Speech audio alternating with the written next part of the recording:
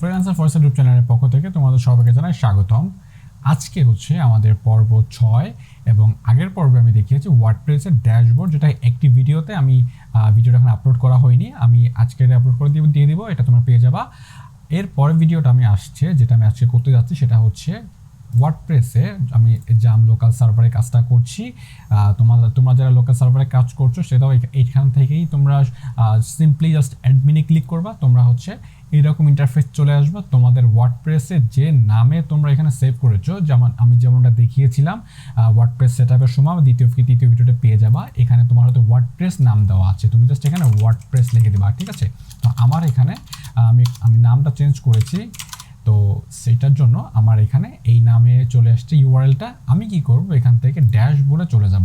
তো আজকের টপিকটা হচ্ছে যে যদি আমাদের ওয়ার্ডপ্রেস ওয়েবসাইটে অনেক কন্টেন্ট থাকে, প্লাগইন ইনস্টল করা থাকে, পেজ থাকে, মিডিয়াতে অনেক ইমেজ থাকে ইত্যাদি, তো এই সব কিছু আমরা রিমুভ করব কিভাবে? একটা ক্লিকেই হচ্ছে রিসেট করে ফেলবো। হ্যাঁ, তো আজকে হচ্ছে এইটাতে শুরু করব এবং আর শেষে আরেকটা প্লাগইন দেখিয়ে দেবো। সেটা হচ্ছে আমরা এই ওয়েবসাইটটাতে কাজ করছি, যেহেতু ওয়েবসাইটটাতে আমরা এখন ডেভেলপ করিনি, তো ডেভেলপ করার জন্য আমরা ওয়েবসাইটটাতে কিছুদিন সময় নিব। তো একটা ওয়েবসাইট যেহেতু ডেভেলপ চলবে ততক্ষণিন সেই সময়টাতে আমরা কি করব, একটা ওয়েবসাইটে কেউ যদি ভিজিট করে আমরা একটা প্লাগইন ইনস্টল করার মাধ্যমে দেখাবো যে এই ওয়েবসাইটটা আন্ডার কনস্ট্রাকশন, ঠিক আছে? মানে ওয়েবসাইটটা কাজ চলছে, কবে এই ওয়েবসাইটে কাজ শেষ হবে আমরা একটা কাউন্টডাউন, একটা টাইম দিয়ে দিব। হ্যাঁ, যে টাইমটা ওইখানে শো করবে এবং প্রতি সেকেন্ড 1 সেকেন্ড এক্সটেন্ড করে পিছাবে, আর এটা আমরা শেষে সেট আপ করে ফেলবো। তো আমি যে কাজগুলো তোমাদের শেখাচ্ছি, তোমরা কি করবো, এইগুলো বাসায় প্র্যাকটিস করবা। প্র্যাকটিস করার পর তোমাদের এই কাজগুলোর একটা স্ন্যাপ অথবা স্ক্রিনশট যেটা আমাকে গ্রুপে শেয়ার করবা। হ্যাঁ, তাহলে আমি দেখবো যে তোমরা কারা কারা কাজ করছো। হ্যাঁ, তো এখন আমি স্ন্যাপ নেওয়ার ভিডিওটা কিন্তু আমি ইতিমধ্যে আমার যে ওয়ার্ডপ্রেস এখানে যে টুলসগুলো আছে এখানে আমি আপলোড করেছি। এটা ক্রোম এক্সটেনশন, এর ভিতরে তুমি সেটাও পেয়ে যাবা। তারপর হচ্ছে আরও আমরা কাজ করার জন্য আরও যে অন্যান্য টুলসগুলো লাগবে ওয়েব রিলেটেড, সেইগুলো হচ্ছে এই ভিডিওতে পেয়ে যাওয়া। মোট কথা আমি স্টেপ বাই স্টেপ তোমাদের সব কিছু দেখাতে শুরু করেছি। তো যাই হোক, শুরু করি। দেখা যাচ্ছে এখানে কমার্স নামের প্লাগইন তোমার হয়তো এইটা নাই প্রোডাক্ট, ঠিক আছে? অ্যানালাইটিক্স নাই, মার্কেটিং নাই। তুমি ভাবতে পারছো এইগুলো অপশনগুলো কীভাবে এসছে, এগুলো আমি স্টেপ বাই স্টেপ পরে সব কিছু দেখিয়ে দিব। তবে আজকে কী করবো, যেহেতু এই ওয়েবসাইটটাতে অনেক কিছু আছে আমি এইগুলো সব ফেলে দিব।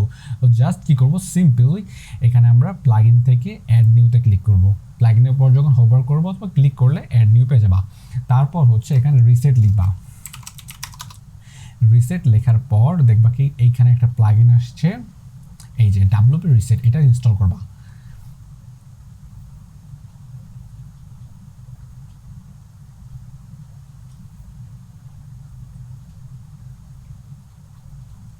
আচ্ছা, ইনস্টল হয়ে গেলে অ্যাক্টিভে ক্লিক করবা।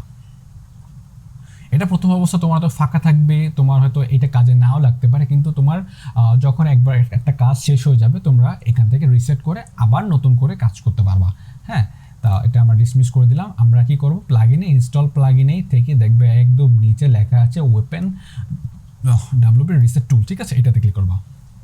তারপর স্ক্রল করবা, দেখো এখানে সাইট রিসেট নামে এই অপশনটাতে এসে তুমি কি করবে, এখানে তুমি লিখে দেবা RESET, তুমি এটা টাইপ করে দিবা। টাইপ করে দেওয়া হয়ে গেলে রিসেট সাইটে ক্লিক করবা, অ্যান্ড দেন হচ্ছে রিসেট সাইট দিলে এটা কিছুক্ষণের মধ্যে যত এখানে আমার কন্টেন্ট আছে সব কিছুই মুছে ফেলবে। আমার ওয়েবসাইটটা একদম, অর্থাৎ ড্যাশবোর্ডটা একদম ক্লিন হয়ে গেছে, দেখতে পাচ্ছ?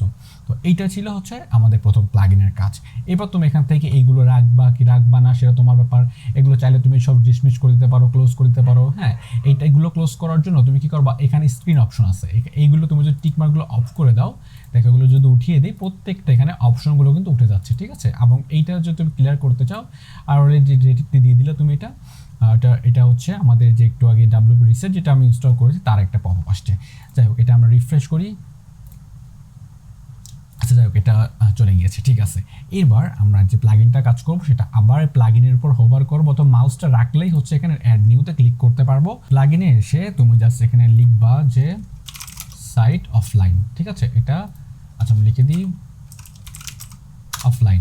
এটা লিখলে তুমি যে প্রথম যে প্লাগইনটা পেয়ে যাবে এখানে এইটা ইনস্টল করবা। হ্যাঁ, এটা অ্যাক্টিভ দেখাচ্ছে, আমার যেহেতু এটা ইনস্টল করা ছিল বলে আমি এটা কাজ করে ডিঅ্যাক্টিভেট করে দিই এবং এইটাতে আমি ডিলিট করে দিই, তাহলে আমার এখানে ইনস্টল প্রসেসটা আমি তোমাদের দেখাতে পারবো। এবং অ্যাড নিউতে চলে যাচ্ছি, এখানে গিয়ে আমি হচ্ছে সাইট অফলাইনে ক্লিক করে লিখে দিলাম, তারপর যে প্রথম যে প্লাগইনটা আসবে ইনস্টল নাওতে ক্লিক করবা, তাহলে কিন্তু এই সাইটটা এই প্লাগইনটা এখানে ইনস্টল হয়ে যাবে। তাহলে এখানে দেখতে পারো যে তুমি দেখতে পাচ্ছ যে একটা লোগো থাকবে, এখানে একটা হেডিং থাকবে, এখানে একটা কন্টেন্ট থাকবে, এখানে টাইম কাউন্টডাউন অপশন থাকবে। এটা জাস্ট অ্যাক্টিভ করব। হ্যাঁ, অ্যাক্টিভ করলে তুমি এইখানে দেখতে পারো নতুন একটা অপশন চলে এসেছে, জাস্ট এখানে ক্লিক করবা। করার পর দেখতে পাচ্ছ এখানে ড্যাশবোর্ড নামের অপশন আছে, এসইও আছে, ডিজাইন আছে এবং বাদবাকিগুলো আমি এক্সট্রা বেসে দেখাচ্ছি। দেখো এখানে আমরা প্রথম ড্যাশবোর্ডটা দেখি। ড্যাশবোর্ডে গিয়ে এনেবল সাইট অফলাইন মোডে গিয়ে এটা আমরা ডিসেবল থাকবে, তোমার এনেবল করে দিবা। তারপর হচ্ছে এখানে সাইট অফলাইন লোগো, এইটা তুমি এখানে ইমেজ আপলোড করবা। এখানে আমি যদি একটা ইমেজ আপলোড করি, ধরো আমি এই ইমেজটা আপলোড করব, জাস্ট এখানে ইনসার্টে ক্লিক করলাম। তারপর হচ্ছে এখানে ডিসপ্লের লোগো ইয়েস থাকবে। তারপর হচ্ছে এখানে সাইট, এখানে তোমার টাইটেলটা। তো এটা যদি আমরা একটু দেখি, যে ধরো হচ্ছে আমি এইটা ভিজিট সাইট করলাম এবং আমার এই অপশনটা, মানে আমি যেহেতু এটা অ্যাডমিন প্যানেল অবস্থায় আসছি, যার কারণে এটা আমার এখন লগ আউট করে দিয়ে হচ্ছে আমার এটা সাইটটা দেখতে হবে। যদি রিফ্রেশ করে দেখতে পারো তোমার সাইটটা ঠিক এইরকম ইন্টারফেসে চলে আসছে। হ্যাঁ, তাহলে কি করতে হবে, এখানে আমার কালার সাথে এটা মিশে গিয়েছে, যদিও সমস্যা নেই, তুমি তোমার ইমেজটা সেভাবে সেট করবা আর এখানে কালারটা সেভাবে সেট করবা। এখানে যে হেডিং দেখতে পাচ্ছ site is now offline mode, এবং এখানে কন্টেন্ট এবং অলরেডি এখানে কিন্তু এটা টাইম চলে আসছে। এখানে তোমার থাকবে 200-300 ডেজ এখানে থাকবে হয়তো। যাই হোক, এখানে টাইম কাউন্টডাউনটা কীভাবে সেট করতে হবে সব কিছু দেখাচ্ছি। দেখো এবার হচ্ছে আমি আবার লগ ইন করি, লগ ইন করার পর এখানে সাইট অফলাইন মোডে যাই। তারপর এখানে সাইটের যে লেখাটা আছে, এখানে সাইট টাইটেল না, এখানে হচ্ছে এখানে হেডিং ডিক্লার, এটা হচ্ছে কন্টেন্ট। আচ্ছা, এখানে তুমি কন্টেন্ট লিখবা, এটা লেখা রয়েছে। যাই হোক, এটা আমি লিখেছি, এটা তুমি যে কোনো কন্টেন্ট লিখতে পারো। হ্যাঁ, এখানে তুমি তোমার কন্টেন্ট লিখতে পারো, যে তুমি এখানে বোঝাতে পারো যে এই সাইটটা এই কারণে বন্ধ আছে। তুমি চাইলে এই লেখাটা মুছে ফেলতে পারো। হ্যাঁ, এই লেখাটা যদি তুমি এখান থেকে ডিলিট করে দাও, তাহলে কিন্তু ওখানে আর শো করবে না এখানে আর। তুমি চাইলে তোমার ইচ্ছা মতো তুমি এটা করতে পারো। হ্যাঁ, আমি এটা রেখে দিচ্ছি, তারপর এটা আমি সেভ করে দিলাম। দেন হচ্ছে আমাদের ড্যাশবোর্ডের পরে এসইওটা আপাতত কোনো দরকার নেই, এসইওটা তুমি স্কিপ করতে পারো। তারপর হচ্ছে ডিজাইনটা হচ্ছে এটা এসইওটা মোট কথা কাজেই লাগবে না তোমার এসইওতে। তোমার এসইও হচ্ছে যখন এইটা সাইট যখন তোমার কনস্ট্রাকশন কাজ হয়ে যাবে, ডিজাইনের কাজ হয়ে যাবে, তখন এইটা ফেলে দেবা, তাও তোমার এসইও এখানে করার কোনো দরকার নেই। তারপর ডিজাইনে চলে যাই। ডিজাইন যাওয়ার পর দেখুন সিলেক্ট ব্যাকগ্রাউন্ড দেওয়া আছে, এখানে ব্যাকগ্রাউন্ড দুইটা অপশন দেওয়া আছে, এটা ব্যাকগ্রাউন্ড ইমেজ এবং ব্যাকগ্রাউন্ড কালার। তুমি যদি ইমেজ ব্যবহার করো, সেটা ইমেজ এখানে সিলেক্ট করে দিবা। তারপর হচ্ছে এখানে আপলোড ইমেজে গিয়ে তুমি তোমার যে ইমেজ আছে ইমেজ স্টোরেজ থেকে তুমি তোমার লোকাল থেকে যে কোনো জায়গায় ইমেজ আছে, ইমেজটা সিলেক্ট করে দিলে তোমার এখানে ইমেজ চলে আসবে, তুমি সেই ইমেজটা এখানে সিলেক্ট করে দিতে পারবা। হ্যাঁ, তো আমরা যদি দেখছি একটা পর একটা, যেহেতু হচ্ছে আমাদের ব্যাকগ্রাউন্ড কালার যদি ইউজ করি, আচ্ছা এটাও সেভ করে তোমাদের দেখাই, ভিডিওটা লং হয়ে যায় যদিও। দেখো আমি এখান থেকে লগ আউট করে দিচ্ছি, এবার এখানে যদি রিফ্রেশ করি, দেখো এখানে ইমেজ চলে আসছে, যেখানে ইমেজটা ব্যবহার করেছিলাম সেই ইমেজটা কিন্তু চলে আসছে। এবার আবার লগ ইন করি, সাইট অফলাইন মোডে যাই, দেখো এখানে ডিজাইনে যাওয়ার পর এই ইমেজটা কিন্তু চলে আসছে। এবার তুমি যদি কালারই পিক করে দাও, এটা কালার হয়ে যাবে। হ্যাঁ, তারপর হচ্ছে এখানে হেডিং কালার, যেহেতু হচ্ছে এখানে দেখতে পাচ্ছ হেডিংয়ে চলে আসছে, হেডিং কালার সাদা আছে, তুমি চাইলে এখানে যে কোনো কালার এখান থেকে তুমি তোমার মন মতো করে কালার চুজ করতে পারবা। এবং দেখতে পাচ্ছ এখানে যে আইকনটা আছে, এখানে পিক্সি আছে, এইটাও কিন্তু আমার ভিডিওর ভিতরে বলে দেওয়া আছে, অল টুলস হ্যাঁ ভিতরে তুমি পেয়ে যাবা। দেখো এখানে যে ফন্ট আছে, ফন্ট আমি আসছি একটু পরে। দেখো এখানে কাউন্টডাউন, এখানে কালারটা আছে, এই কাউন্টডাউন কালারটা হোয়াইট আছে, তুমি এটা হোয়াইট রাখতে পারো অথবা কালার চেঞ্জ করে ফেলতে পারো। সোশ্যাল আইকন দেখতে পাচ্ছ এখানে ব্ল্যাক আছে, তুমি চাইলে এখান থেকে হোয়াইট করে ফেলতে পারো। এই যে হোয়াইট করে দিলাম, এটা কিন্তু হোয়াইট হয়ে যাবে, একটু পরে দেখতে পারবা। তারপর হচ্ছে এখানে যে ফন্ট ফ্যামিলি এরিয়াল দেওয়া আছে। হ্যাঁ, তো এখানে তুমি যে কোনো ফন্ট ফ্যামিলি ইউজ করতে পারো, এখানে যে কটা আছে এই কটার মধ্যে তুমি ইউজ করতে পারবা। ঠিক আছে, এবং এই ফন্ট ফ্যামিলি কিন্তু তুমি চাইলে এখানে যে ফন্টগুলো আছে সেটা তুমি যদি ফাইন্ড করতে চাও, যে এখানে কি ফন্ট তুমি জানতে চাও, তাহলে কিন্তু এই ভিডিওটার মধ্যে সেটাও বলে দেওয়া আছে। হ্যাঁ, তুমি এই ভিডিওটা অবশ্যই দেখে নিও, স্টেপ বাই স্টেপ সব দেখলে তুমি সব কিছু শিখতে পারবা।